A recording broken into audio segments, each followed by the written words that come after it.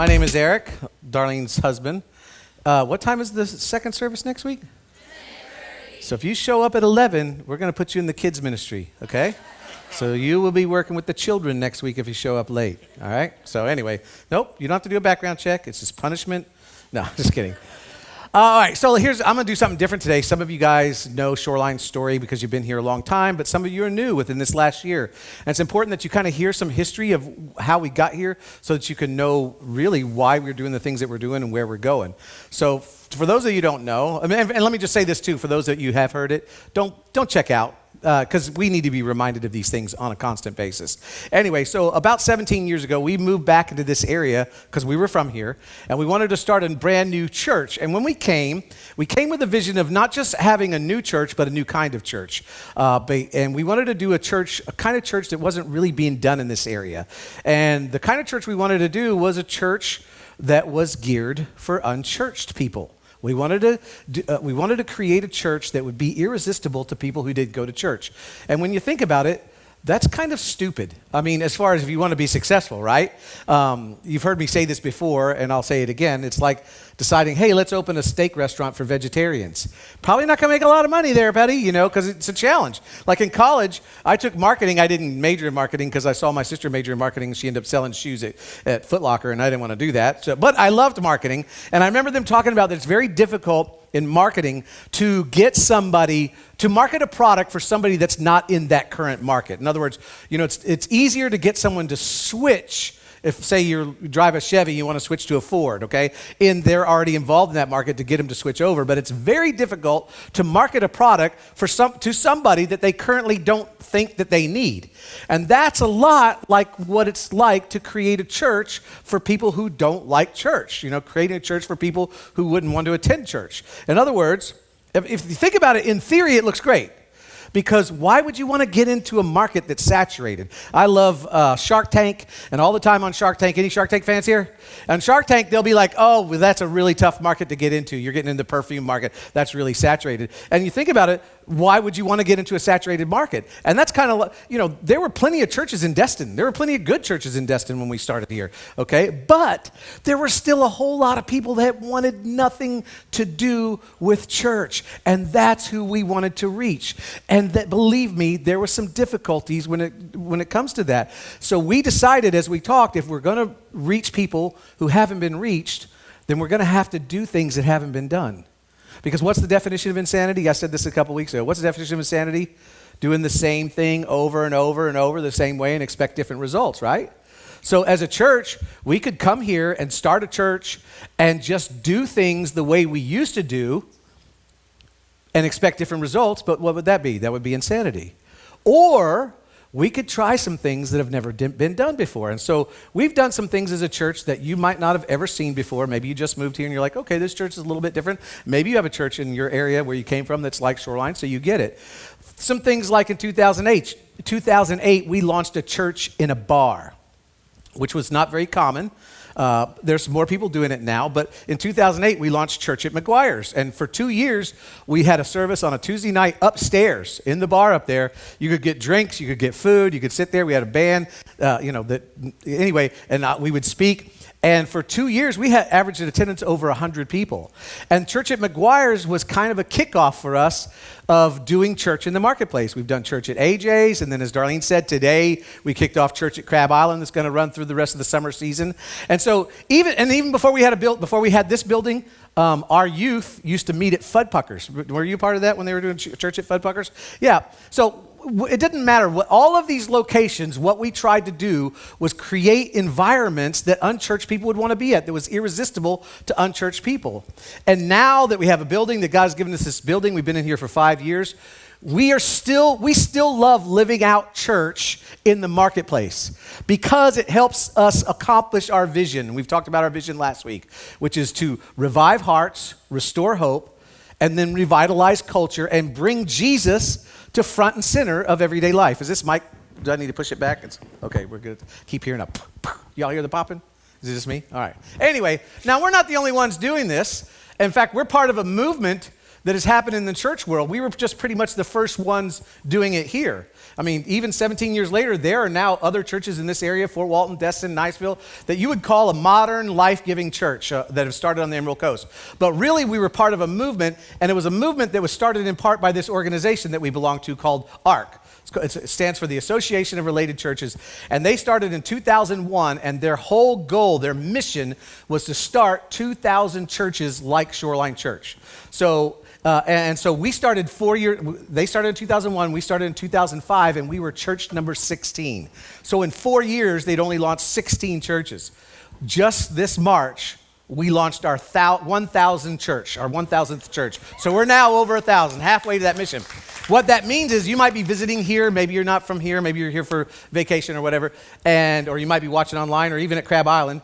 And what that means is if you're not from here, we could probably find a church like Shoreline near you, all right? Now, when we started, 6 months into the services, we had Billy Hornsby, who was the president of ARC. He came and visited us. And afterwards, we went out to, we had church service. We went out to lunch to get his feedback. And one of his comments was, it was pretty good if you're trying to reach church people. And I was like, what? Because I thought that we were doing a great job of not being churchy or that we were building a good environment for unchurched people. But here's the problem. When you've been in church so long, you automatically default to how you know how to do church. So we got together as a leadership team, and we decided, hey, let's find a way to get rid of all the things that get in the way of reaching those who are far from God. In other words, let's find things that we're doing that are cultural, that we didn't get rid of Bible things or scriptural things, but things that we do because you just have done it for so many years in the church and as a cultural thing. So we went through everything with a fine-tooth comb and tried to get rid of anything that would cause people to resist church. Because I don't know if you know it, now in the last 20 years, church has changed in America. Have you noticed that? Maybe you haven't noticed it because you have real jobs and stuff. I don't really have a real job. That's my job, is to notice things like that. But for instance, preachers preach shorter sermons, right?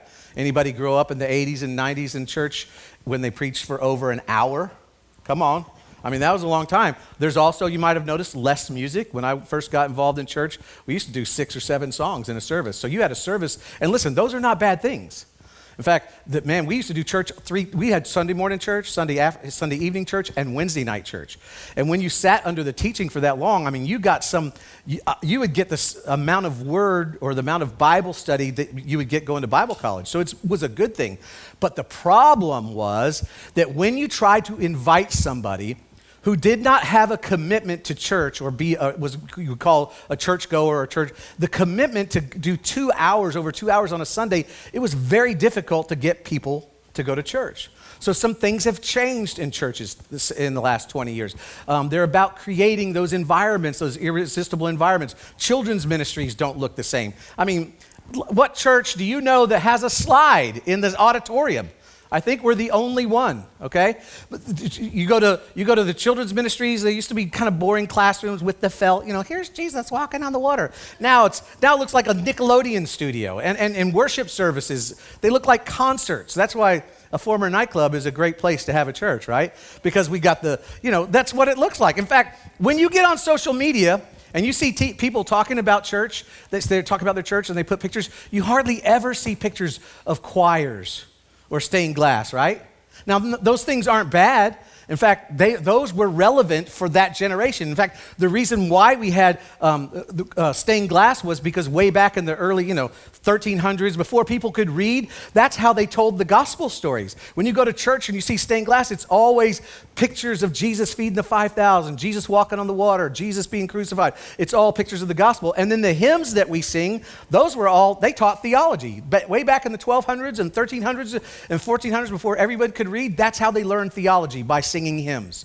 So it was relevant for that generation. But nowadays, worship services look more like a concert because church in America is changing. Now, God doesn't change.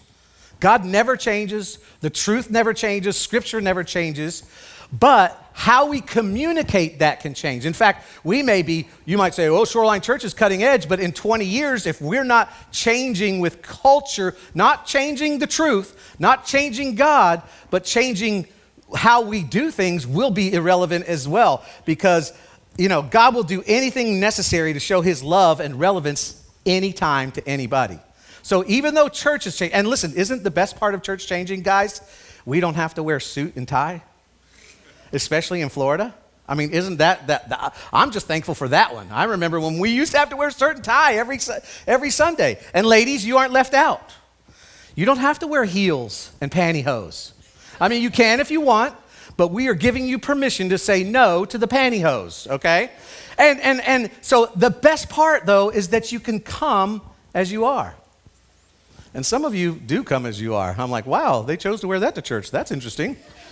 You don't see preachers behind big boxy pulpits anymore. We have a table. It's not even in front of me. I keep it on the side. And it's more conversational. Wouldn't you agree? See there, it's conversational, right? So, here's what this means. That church is no longer confined to traditional buildings with steeples and things like that. And what that means is where you can have church is limitless. Driving out west, we went out west in March, Darlene and I can't tell you how many signs I saw on the interstate for cowboy churches. I mean, I remember the first cowboy church that started in West Texas, and there was a magazine article about it, and now they're everywhere. And it's just cowboys, guys who work on ranches, and they meet in a barn, and they have a church service. Here's what this means. I love this kind of thinking, and I love our kind of thinking, because what it means is anything is possible. It's what I called last week blue sky thinking. This kind of thinking allows you to say, yep, we can do church at a bar. We can do church at AJ's. We can church at McGuire's. We can do church at Crab Island because it's unlimited. In fact, the kind of thinking we asked 2 questions. Here was the 2 questions that we asked that were crucial in us. The first question we asked is, why do we do that? Why do we do some of the things that we do in the Western church? And what we found out was some of it's not scriptural, it's just cultural. It's just the way church does things. But it's not in the Bible, but we just do things. But the more important question that we ask is, why can't we do that? Why can't we have church at a bar? Why can't we have church at Crab Island? And I'm telling you, when you get that kind of thinking, it opens up so many possibilities. In fact, if you're here this morning and you're not a church person, I'm really glad you're here today. Or you're watching online or Church at Crab Island, I think you're going to discover something today that we've all discovered, and that's what we discovered, and it's this. Most of the things that you resist about church are the things that the church should resist. If you're kind of new, or you're coming back to church, or you've never been to church, or you don't go, you have reasons why, those reasons you resist church are probably the same things that the church needs to stop doing. There are hills that the church in America chooses to die on that alienate so many people. And many of the things that turn people off from church are the very thing the church needs to let go of. So when we were designing Shoreline, we decided that we were going to focus on those 3 simple commands that I gave you earlier. And I say simple because this is what they are. Revive hearts. This is what we want to do. We want to revive hearts. We want to restore hope. And we want to revitalize culture. Revive hearts, restore hope, and revitalize culture. Because we wanted to create environments where people could pour out their heart to God. That's what Pastor Dom was talking about when we all come together to worship. We wanted to create environments, no matter where they are, whether they're in a movie theater out of Crab Island or in here, where people could find hope. We wanted to create a culture of people, an environment where people would serve our community with no strings attached, so that we might have entrance, we might have influence, that we could be an influence on their culture, on our culture. And when you look at those things, when you look at those 3 things, you think, what is there to resist about that? Think about this. If we just focused on those 3 things, what would there be for people to resist about that? I just don't like that church. Well, how come? Because they love everybody. It doesn't matter where they came from. Doesn't matter what they've done. They're just, people at that church, they're always serving in the community. They're at every event you go, picking up trash and, wiping tables down and mowing people's lawns. I just don't like them. Right? I mean, what's there to resist about that? In fact, did you know in the first 300 years of the church, when the church was just beginning, the reason why the church was persecuted was not because they were irrelevant. They weren't persecuted because they were judgmental or they took too many offerings. You know why Rome persecuted the church? Because the church said, Caesar's not our king, Jesus is our king. That's why Rome persecuted the church. I've heard thousands of complaints about the church. It's too judgmental. They're hypocrites, whatever. I've never heard the complaint, well, I don't like that church because they think Jesus is God. I mean, I've heard a lot of complaints, but I've never heard that. I mean, there's a whole lot of other reasons. And so because of that, here's what I'm going to share with you today. The church should be irresistible. The only resistible thing about the church should be Jesus. Hear me out, okay? In other words, there should be nothing that is resistible about us or the church itself. The only thing that should be resistible is that we think Jesus is God and that he rose from the dead. In fact, if you're here or you're watching, you're at Crab Island and you have a problem with that, it's okay that you do. We say this all the time. You don't have to believe what we believe to come here, because that is a big jump to make. I get it. And I'm not sure. I'm just not sure I believe the whole God thing and Jesus thing. And I'm just not sure. That's okay. It's a big jump. I know I made it. I know it was for me. But so here's what this means, that everything about church should be irresistible. And if it isn't, then it's something we need to examine and say, is this something that we need to hold on to? Now, one of the stories, and that's what I'm going to read you a story today. One of the stories, the story that I'm going to read to you, had so much impact on me that it changed the way I see church forever. And here's how it happened. We moved back here in 2004 in May, and we didn't launch Shoreline until February of 2005. So we had roughly 8 months to try to get things together. And so we would meet people, and we were looking for, but I got to do something that I hadn't done because I've been employed in ministry for 17 years. I got to do something that I hadn't done in 17 years, and that was, if I didn't want to go to church, I didn't have to. And so we visited some churches in the area, but there's a lot of times instead of going to church, we'd go to Crab Island or go get brunch at Harbor Docks or sleep late or go to the beach or go out on the boat. And so we got to do some of those things. And when I was there, I would see all the people that I never see on Sunday. I'd see them out at the beach or Crab Island or doing whatever they're doing. But then I would also visit churches. And one time when I was reading this story that I'm going to read to you today, and it was about a guy named Matthew. And as I was observing all of these things that I was observing when we weren't going to church, I thought, you know what? Matthew is exactly like the people at Crab Island. He's exactly like the people at the beach that aren't in church today. But yet Jesus says that's who he came for. And that's one of the reasons why we wanted to start a different kind of church and do different kind of things, because if what was working, we wouldn't have to do this. But Jesus came for people like Matthew, but yet they weren't in church. So we asked the question, what can we learn from the story that we're reading today that will help us reach people who are far from God? So we're going to look at a little story in the book of Matthew. And Matthew, if you're not familiar with the Bible, there's 4 books in the New Testament called the Gospels. And they're the story of Jesus' life written by different people: Matthew, Mark, Luke, and John. So Matthew wrote the book of Matthew. It was way back then, it was really easy to name books. You're like, hey, what's that book you're writing? What's the name of it? Eric. Oh, cool. You gonna come out with a sequel? Yeah, second Eric. That's the way it was, right? Now, what's interesting is that in Matthew chapter 9, Matthew describes an encounter that Jesus has with a tax collector named Matthew himself. So he kind of does it in a different way. He writes it from a third person point of view, and not, hey, I met Jesus when I was at a tax collector booth. Matthew writes about Jesus meeting Matthew at a tax collector booth. And I'm telling you, this story is so interesting. I'm hoping that it will change the way not only you see God and Jesus, but also the way you see church, okay? So we're going to start in Matthew chapter 9. If you want to follow along we've got notes on our app, so if you download your app, if you have it open, just a reminder to turn your phone on silent. Okay, so it begins, Jesus had just come from a miracle where there was a paralytic man that got lowered down into I think Pastor Graham talked about this a few weeks ago. A paralytic man got lowered down, and instead of getting healed, Jesus says, your sins are forgiven. And they're like, who can forgive sins? And then he heals them too. So now it says, as Jesus went on from there, that's where he was, he saw a man named Matthew sitting at a tax collector's booth. Now, let me explain how this worked. Back then, Rome would sell the rights or take bids for the right to collect taxes in certain regions. And so if you were a wealthy Roman businessman, you could put in a bid to win the right to collect the taxes for that region, in this case, Palestine, the Middle East. And then what you would do is you would hire locals, in this case, Jewish people, to collect those taxes for you. So what you'd do is Rome would go, this is how much money we get for taxes. And then what you would do is you'd put a little surcharge on so you make money. And then you give permission for the locals that you hired, and they would put a surcharge on it. And so what you had was the more levels you had, the more hands you had in the pot, the higher the taxes were. And so then you had these local Jewish tax collectors. They were Jewish, by birth and religion and culture, but they were basically working for the Romans, and they were getting rich. And they were getting rich off the expenses or of their countrymen, okay? And so because of that, they were despised. Now, a little bit about Rome. Rome would tax everything.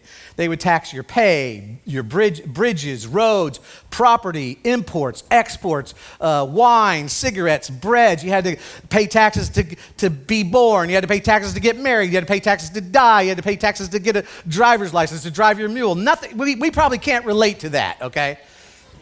And so they'd have these taxes, and so consequently, you would have a Jewish man working for a usually Roman businessman, and these Jewish men were known as tax collectors. And because of that, they were considered unclean, okay? Unclean meaning because they're sinners in this culture. If you sinned, you couldn't be around people because it was like cooties. You'd get on them, and now they're unclean, and you got to go through this big ceremony. So if you had a sin ladder, the very bottom of the ladder would be tax collectors, and then the next rung would be prostitutes, and then the next rung would be the holiday aisle HOA. Okay, so you have, and then above that, you have all the ordinary, and I hope they get this. I hope they watch this online. Could you please send it to some of them so let them know how I feel about them? Anyway,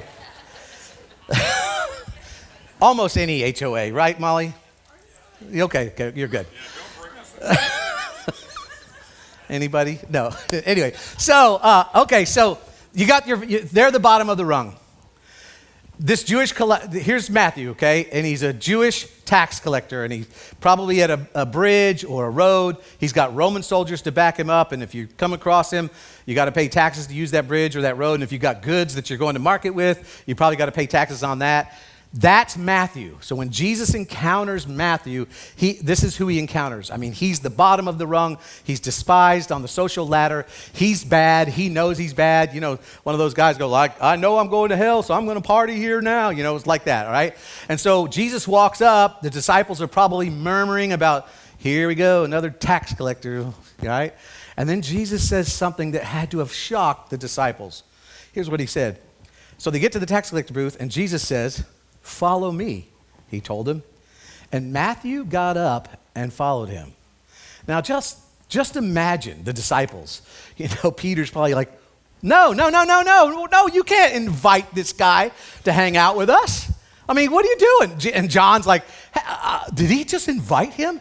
You can't do that. I mean, I left a legitimate fishing business to follow you, and now you're going to have this guy hang around with? I know, fishermen, we're not perfect. We kind of drop a cuss word every now and then, but I'm an accidental sinner. This guy sins on purpose. This is what he does for a job, and he's a traitor. You don't need to get him to follow us. You need to tell him what he's doing wrong, because he has publicly abandoned everything, the law, the synagogue, rules. He's abandoned his country, his countrymen. He doesn't care.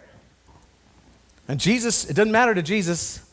His invitation, it wasn't to Matthew, if you change some things, you can be part of my group.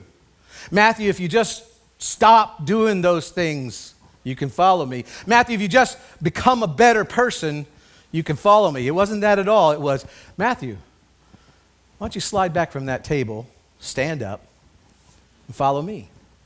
Now you think about it, Jesus could have dumped a whole bunch of wrongs on him and he would have been completely justified. You're no good, this is your past, you're a liar, a thief, you've betrayed your country, you've betrayed God, you've betrayed your culture. And if Jesus could have done that, and he would have been exactly right. But Jesus didn't come to be right. Jesus never came to be right. Jesus came to extend an invitation. And that invitation was simple. Follow me. We see it all through the Gospels. Follow me. Why was it so simple? Because he knew that in following, that would give him a chance to explain who the Father was. See, this is why this story is so crucial to us as Shoreline, because we wanted to create environments that could change people's perception of the Father. But first, we had to change some perceptions of church so that they would be comfortable. Now, he could have buried him with guilt, but instead he invited him to take one single step. Follow me. And the reason why was Jesus created environments that were irresistible. That's why when you read in the Gospels, crowds followed Jesus wherever he went. And here's what I want to say to you. Today, no matter what you've done, maybe you're watching again from Crab Island or online, no matter what you've done financially, relationally, in business, maybe even illegally, every time you encounter Jesus, that's his invitation. It's not to change. It's not to do better or to try hard. It's one simple invitation: follow me. And I just want to tell you, whatever you think that you've done that is so bad, whatever horrible things that you've done, I'm telling you, you are trumped by this guy right here. In fact, you're trumped by a lot of people in the Bible. In fact, you're probably trumped by many people in this room. Maybe the person sitting on the row with you has trumped whatever you think it is. Now, when he said, follow me, if you didn't know any better, like if you're one of the disciples or you did a survey or they had one of those things where you finish the sentence, follow me, the disciples are probably like, follow me, I'm going to take you out back and beat the crap out of you, or follow me, we're going to go to We're going to go to a Bible study and study the 10 Commandments and figure out how many you broke, to try to get them to quit collecting taxes, right? No, it was simple. Follow me. And look what happens. And Matthew got up and followed him. That's all it took. Matthew got up and followed him. And while Jesus was having dinner at Matthew's house, what? Wait, Jesus. I thought he was following you. What are you doing at his house? How did that happen? Because now it looks like you're following him. He's not following you. In fact, Luke, I said there's a bunch of different gospels that have different accounts. Luke's account says that Jesus threw a party for him and his disciples. So think about this. He sells the despised bottom of the rung guy on the cultural ladder, the sin ladder, invites him to follow him. They end up at at Matthew's house at a party. Who do you think is at that party? Who do you invite to your party? The people you know that would come, your friends, right? Who's Matthew's friends? He's a tax collector. You couldn't be around him because if you were around him and you would get the sin cooties, you'd be unclean. And he sinned all the time. It wasn't accidental. It was his job. So guess who was at that party? Other tax collectors. You know who else was there? Prostitutes. Why? Because tax collectors were rich. And it's not like they're hanging around with everybody, right? So you got tax collectors, you got prostitutes, you got the Holiday Isle, HOA. They're all there at this party, right? Now, I imagine the disciples are like, what just happened here? You invite this guy to follow you, and now we go to his house. How did that happen? Jesus is like, Matthew, follow me. Where are we going, Jesus? To your house. Oh, no, Jesus. I got to stop you there. I'm your publicist. Look, I don't know, but your ratings are pretty low right now especially with the religious people. When they find out that we're at a party with tax collectors and prostitutes, your stock is going to plummet. It's not going to be good. Oh, we're not just going to his house. We're not just going to a party. We're going to have dinner. Because you didn't eat. If you go back through scriptures, you weren't supposed to eat with sinners. You weren't supposed to do anything with them. Now, let me pause here for a second. If this seems weird to you, like if this seems out of character for the Jesus that you think you know, if this seems opposite of everything that you've grown up with, that you've experienced because of church or parents or a pastor like me pulled you aside and talked to you about your problems and told you what you're doing wrong. So the idea of Jesus saying, hey, follow me. Let's go somewhere where you're comfortable. If that doesn't fit your paradigm, if this is new to you, I just want to submit, maybe you've never heard the real story of the real Jesus. Maybe, let me just apologize, maybe you've been confused by people like me in places like this. But let me just tell you, if you're not anything like Jesus, and he walked through this door, or he saw you at AJ's, I don't know why I'm always using AJ's. AJ's is the bad place. That's because Hellenbach's closed. That's because Nighttown's closed. What am I supposed to use, right? If you were over at the Rotten Apple and Jesus walked in, he would like you, okay? So it goes on and says, verse 10, it says, many tax collectors and sinners came and ate with him and his disciples. Now remember, these aren't accidental sinners. These guys, these people made a living from sinning. These were on-purpose sinners. These are the Bernie Madoffs and the Jeffrey Epsteins of the day, which, by the way, he didn't kill himself. These are the Jeffrey Epsteins and the Bernie Madoffs of himself. This would be equivalent to Jesus showing up today and running into someone who's just like completely nothing like Jesus, runs into him somewhere, and he's so amazed and enthralled with Jesus that he takes him out to Crab Island or takes him somewhere where you party to meet all of his friends. And Jesus goes to this party, and apparently he's not uncomfortable. It doesn't bother him. You know, I get this all the time. I'm not uncomfortable with it. I get it all the time where people are talking to you normal, and then they go, oh, what do you do?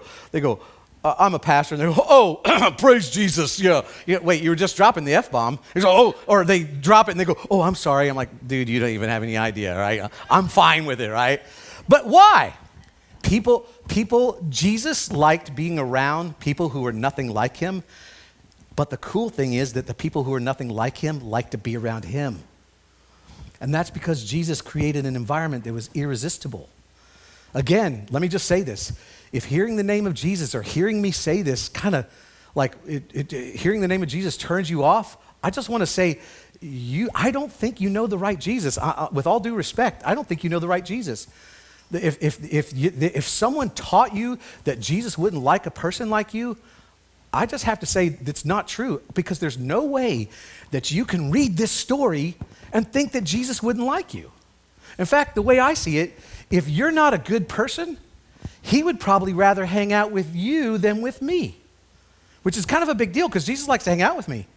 Anyway, verse 11, it says, when the Pharisees, now these are the religious leaders, when the Pharisees saw this, they asked his disciples, why does your teacher eat with tax collectors and sinners? See, this confused them because you don't eat with sinners. You don't eat with tax collectors. And if you were the Son of God, you would know what kind of people you're eating with. And why would you not want to be around us? Because we're more holy than them. So this confused them. And so he asked them, why does he eat with tax collectors and sinners? And on hearing this, Jesus said, it's not the healthy who need a doctor, but the sick. You know, that could have been pretty offensive to Matthew, right? Are you saying I'm a sick person? You know, that could have been offensive. We see that today. Well, nobody wants to be called a sinner, you know. But here's what he's saying. I'm here for people who, when they're honest with themselves, can look down in their heart and know that something's wrong. Can look down and know that something's not right. There's something missing. I'm here for those who maybe you have a habit or an addiction that you've tried to kick and you can't. I'm here for those who maybe the couple who can't fix their relationship, or the parent who seemed to damage their relationship with their child, or the teenager or young adult who can't escape that loneliness and that emptiness. He says, I'm not here for the well. I didn't come for those who are all right. I came for those who are sick.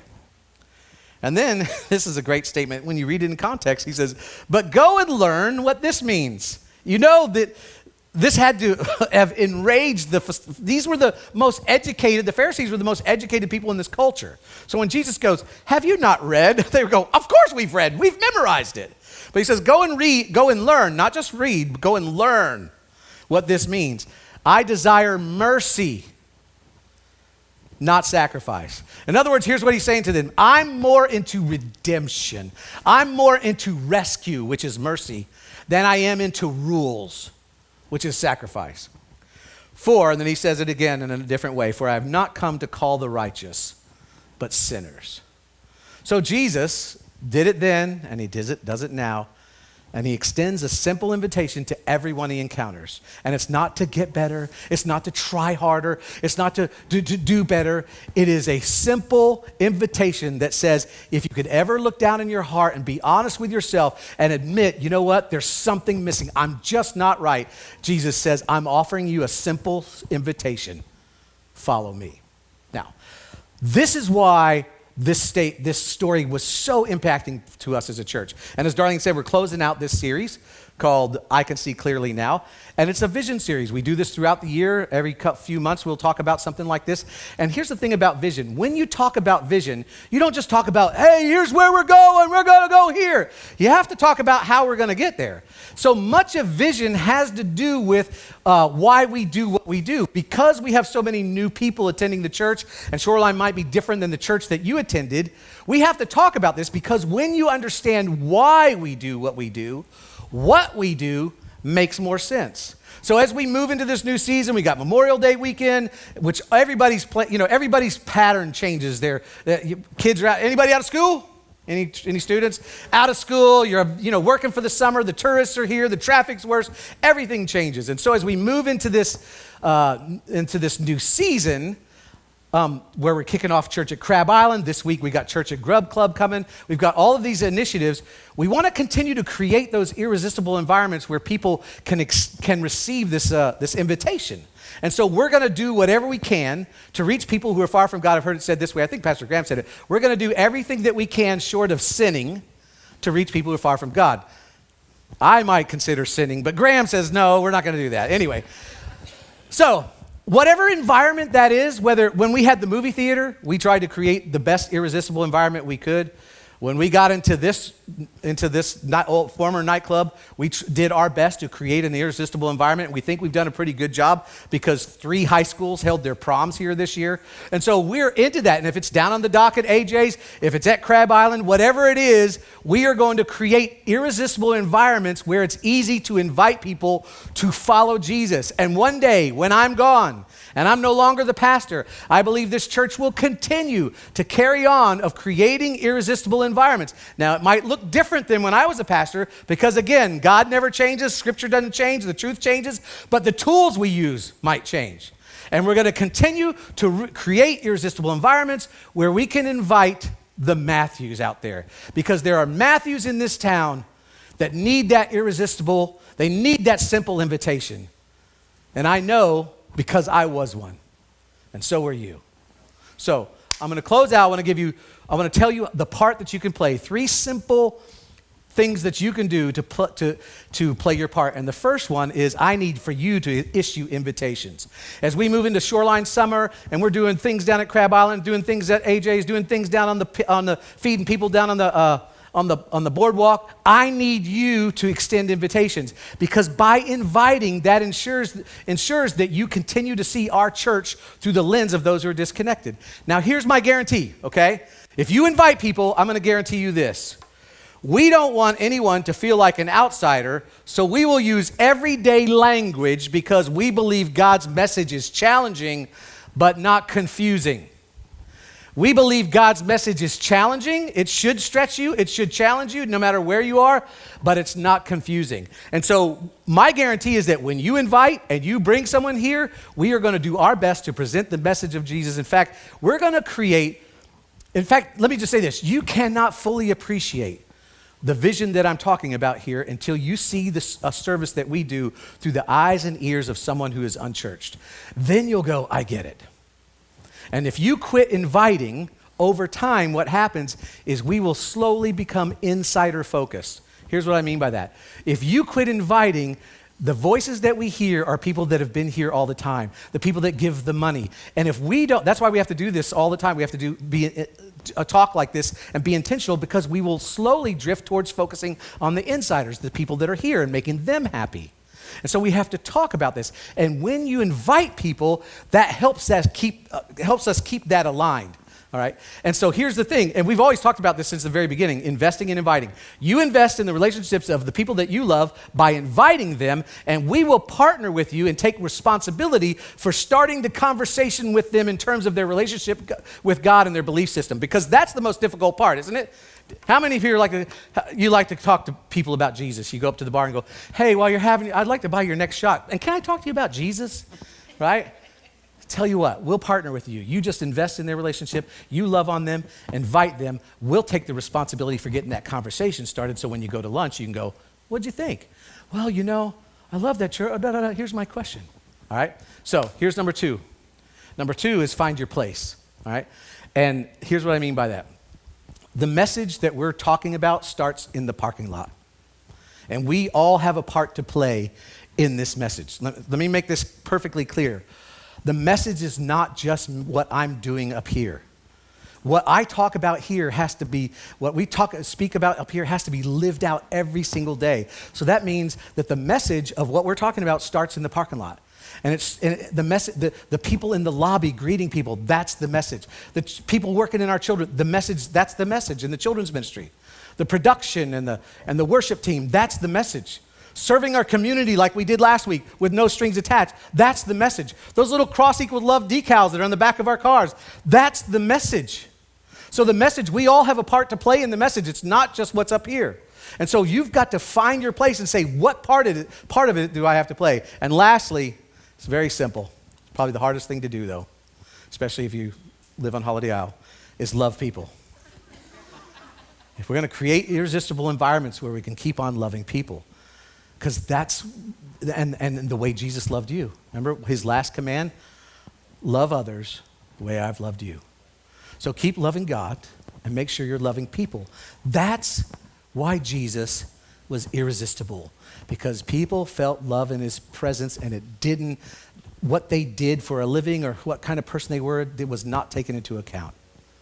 Now listen, if people reject Jesus, I'm okay with that. I mean, it saddens me because I've dedicated my life to changing people's perception of God. But God forbid that you or me or our church is the reason why people reject Jesus. In other words, I want to make this so irresistible that the reason why they reject Jesus isn't because they think we're judgmental or we're stingy or we're hypocrites. The reason why they reject Jesus is because they can't get their mind around the fact that Jesus is God and that he rose from the dead. That's okay, because if they feel loved and they feel that you care for them, they're going to follow just like Matthew.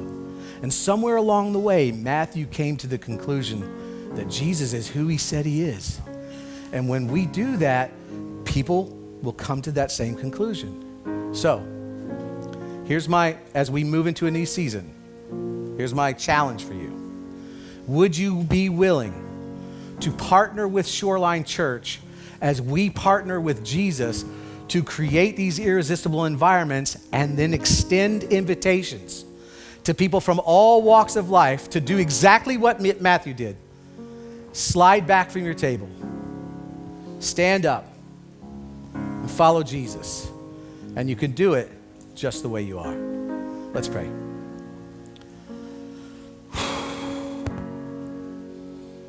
God, this wrecks me because I was a Matthew. 34 years ago, I was a Matthew, and I've never forgotten it, and I don't ever want to forget it, and I encourage you, because you were a Matthew. You were a woman at the well. You were the woman caught in adultery.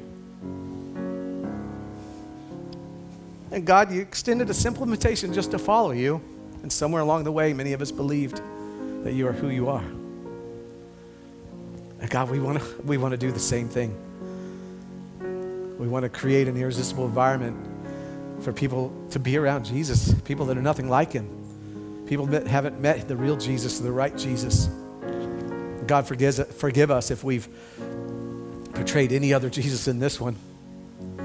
But thank you for using us as a church, and God, even just giving us that picture. And it's so simple that all we have to do is love people and invite them just the way you did.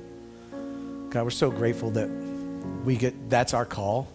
I'm so excited that that's what you've called us to do as a church. We love you so much, Lord. Thank you so much for sending your son, Jesus. We pray this in his name. Amen.